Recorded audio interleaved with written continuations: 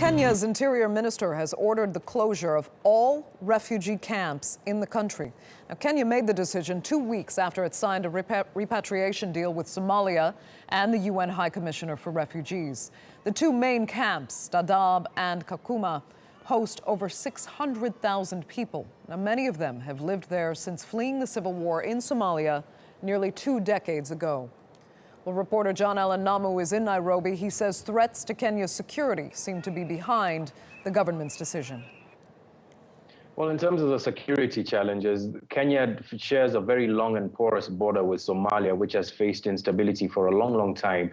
But more than that, it's been facing the existential threat of terrorism from the terrorist group Al-Shabaab. There have been a number of attacks that have taken place within Kenya's borders, although not for the last year. The last major attack that took place on Kenyan soil was in Garissa, which is right next to the border with Somalia, where 148 students have died. But Kenya's contention is that the camps are being used as launch pads by Al-Shabaab and as training and recruitment centers for other recruits for that terrorist organization.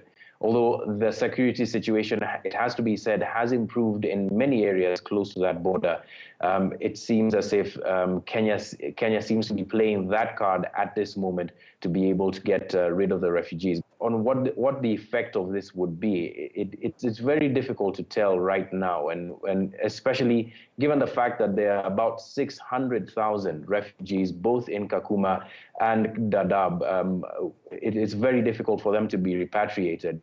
The Kenyan government has closed the Department of Refugee Affairs, which deals mainly with the registration of refugees internally.